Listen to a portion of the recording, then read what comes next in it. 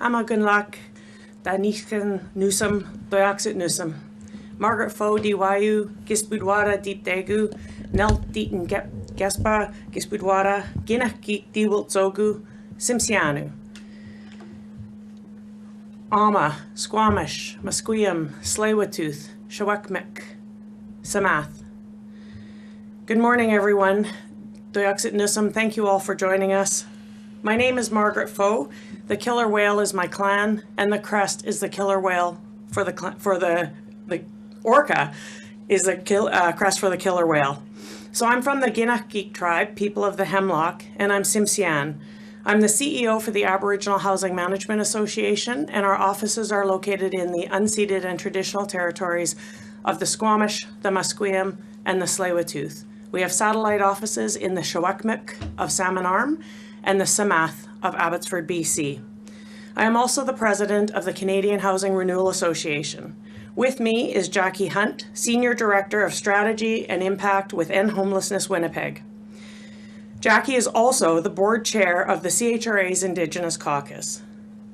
I want to begin my remarks today by acknowledging that we are on the traditional and unceded territories of the Anishinaabe Algonquin Nation. I want to be abundantly clear that today is about holding government accountable to their promises of being transparent. Today, the Indigenous Caucus of CHRA is calling on the government to immediately release the $2.8 billion in committed funds to establish an urban, rural, and Northern Indigenous housing strategy. Since 2017, when the federal government launched its national housing strategy, it has been promising to deliver specific funds that will enable Indigenous communities to provide housing solutions for their people. Budget 2022 included $300 million that was ultimately delivered to the National Indigenous Collaborative Housing Inc. for some urgent projects. But this funding falls far short of what has been promised and what is needed. In Budget 2023, after years of keeping Indigenous people at the back of the line, the government finally announced $4 billion to establish a for Indigenous, by Indigenous, Urban Rural Northern, or URN, housing strategy. At the time, this was really welcome news. Unfortunately, 2 years later, despite repeated calls to action from the CHRA and the Indigenous housing advocates across Canada, no funding has made its way into our communities. Now, with tariffs coming from the United States and a federal election on the horizon, Indigenous housing providers are poised to lose yet another construction season because of government's inaction. Our message today is clear. Indigenous people have been waiting long enough. It's time to release the promised funds. The government is well aware that the need that exists in our communities. For over a decade, Indigenous housing professionals have been calling for a fully funded Earn Indigenous housing strategy. Nearly 7 years ago, I sat on the stage with the former president of CMHC, who assured me that good things were going to be happening soon. In 2022, the government's own National Housing Council urged federal officials to take strong and sustained action on Indigenous housing. These are just a few examples of the many times that this government has indicated it understands the issue, and yet has failed to act. But I'd like to paint an even more accurate picture of the devastation that has been allowed to go unchecked due to these delays. 1 in 15 Indigenous people experience homelessness in their lifetime. Over 170,000 Indigenous people are in core housing need, while representing only 4% of the total population. Indigenous people account for over 10% of those experiencing homelessness. Without access to housing supports, Indigenous peoples are forced to live in their cars or tents. Vulnerable women are staying in dangerous relationships because they're scared of becoming homeless if they leave. Last year in Vancouver, we know of at least 2 babies that were born into homelessness because young mothers couldn't find affordable rentals. because affordable rentals simply don't exist. These are stories that advocates like Jackie and I hear every single day in your communities across Canada. But this is about more than just the government's failure to keep its promises. It's about ending the vicious cycle of governments who pay lip service to the needs of Indigenous peoples, but who fail to actually do anything about it. It's about justice and equity for Indigenous peoples. This issue cannot wait any longer. The government must act now. Indigenous-led housing organizations and providers have the capacity to address this crisis. They know what needs to be done.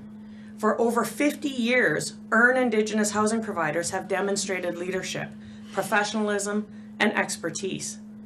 They have addressed your economic concerns. They have addressed your societal concerns. But in order for us to continue to meet those societal needs, the funding has to keep pace with our changes in community.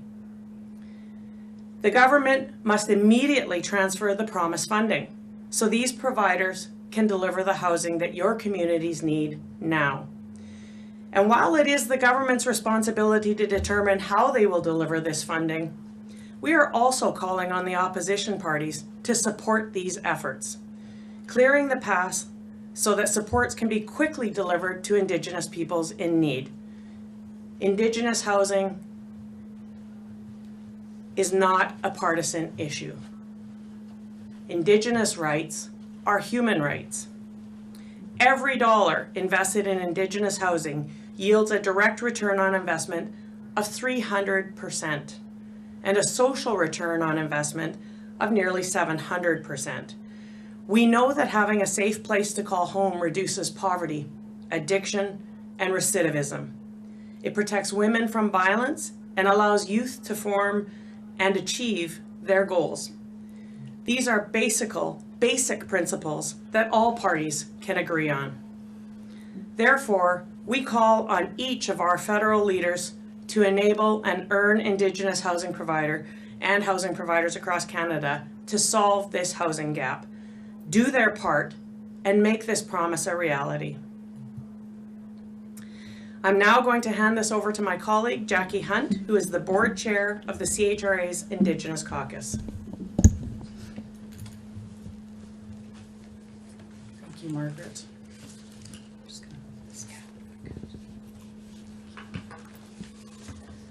Again, I'm Jackie Hunt, the chair of the Indigenous Caucus. I'm a senior director with End Homelessness Winnipeg and a proud Red River Métis woman. The projects we're talking about today impact real people. They make a tangible difference in the lives of at-risk families across the country. Margaret shared a few statistics earlier, and I'd like to offer a couple of my own. I live in the city of Winnipeg, and there are currently over 700 people living in encampments, and all of our shelters are full. Our last point in time count shows us that 75% of those individuals experiencing houselessness are Indigenous, and primarily First Nations. Our city does not have enough adequate housing or supports to address the homelessness crisis that exists. And without additional housing that is purpose-built to be affordable for low-income families, these numbers are only going to escalate. And this is the same story from coast to coast to coast. When Canada signed UNDRIP in 2021, it reaffirmed the fact that Indigenous people have a right to housing. It also states that Indigenous people have a right to be actively involved in the development of housing programs that affect them. And this is why the government initially committed a for Indigenous, by Indigenous housing strategy.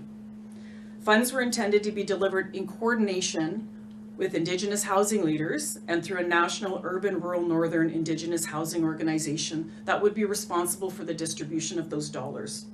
And right now, as we speak, those Indigenous housing providers are ready to go. Across the country, there are dozens and dozens of shovel-ready projects that could move ahead today if the funding were available. Indigenous housing providers and advocacy groups are ready, willing, and able to build homes for those who need it. All they need is the funding. But instead of being on the ground, working with our communities to get shovels in the ground, we're here, forced to come to Ottawa to ask the government to commit to its promise. Unfortunately, without funding, many of the projects we're talking about will have another construction season lost. Worse, some organizations are indicating that if they do not make their project viable, they'll be forced to abandon the projects altogether. It's completely backwards. We shouldn't have to convince the government to keep its promise. We shouldn't have to make the case for investing in Indigenous housing. In January, the CHRA sent a letter to the Prime Minister and the Minister of Housing offering them a clear pathway to delivering on their promise. We asked them to do two things.